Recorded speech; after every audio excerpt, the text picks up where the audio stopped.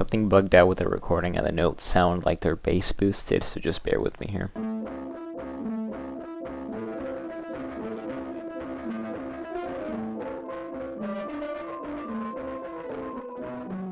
A pretty cool build, pretty simple mechanism actually. It's a bit tedious to build, but I'm going to show you guys how I did it. It looks like it's a lot, it really isn't. It's just pistons and servos, that's the main thing. We'll pull this back, right? So each letter, it's each assigned a note which is down here, and a servo. Servo's like the key that's attached to it physically matches the actual tone of the note. So you push it back down, push it all back together. That's what gives it this shape. Sometimes it bugs out a little bit, and they'll get stuck, but it's usually fixable. So I'm going to show you guys a little bit more in depth on how this works. Just in case some of you guys are newer players, servos are what come with the Legacy card pack. That's what you have to use in order to steer your wheels. But now, like, the actual wheels have them built in, pretty much. We're going to start off. I'm going to place a little block here. Get a servo. I'm just going to get a button. Alright, so when you push the servo, it goes like that, right? So then if we just change this to be an angle of 5, reverse rotation, speed of 1, now that's a little bit more closer to an actual key. We got a little piece of plastic in a white. Scale it down. Right, so that's our little key. Alright, so then we want to grab a piston so that we can push them all into place later. If you have like servos inside of each other, it's not going to move, or it's going to move everything all at once. It just doesn't work. So you have to push them together with pistons. I'm going to unanchor this. Want to also make sure to have a gap in between your keys and in between the pistons. So then you just have to measure out your actual pistons. I'm going to push this by 1.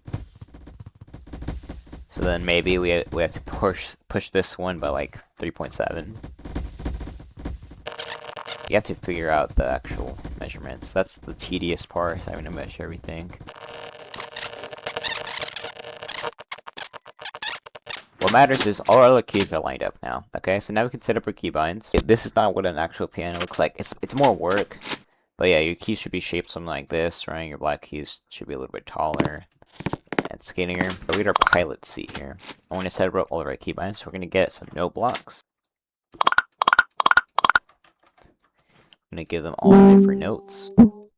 Okay, and then we'll set up our keybinds. Let's say this is Q.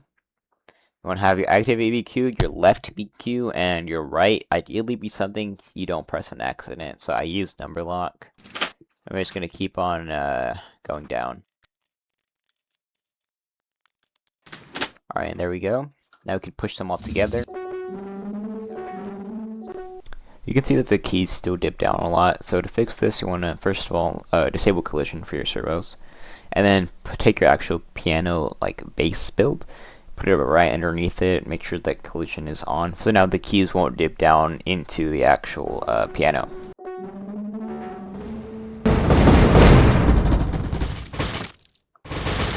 If you hold it, it kind of bugs down. Once you build the first octave, you can just copy paste the second one.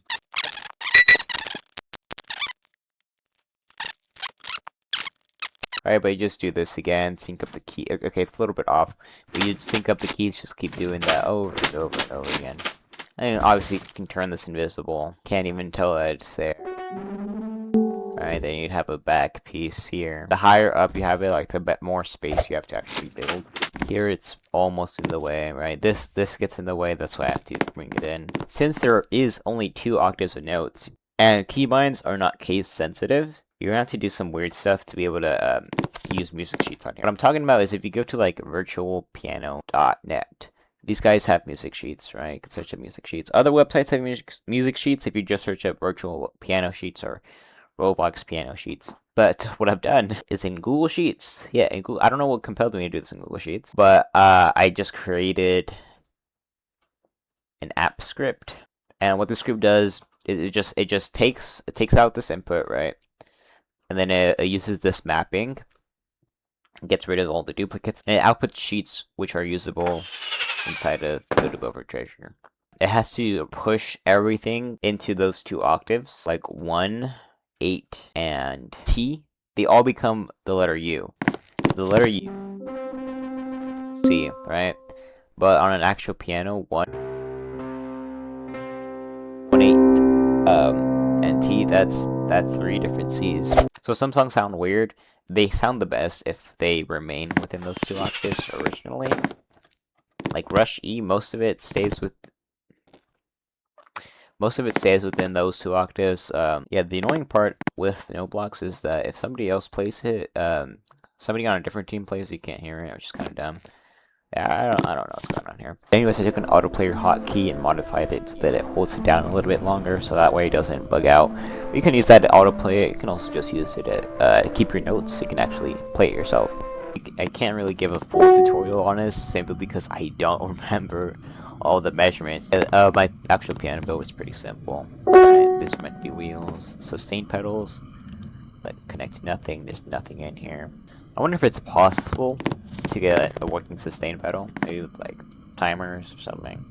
Alright, thanks for watching. Remember to like and subscribe. Or not, I guess.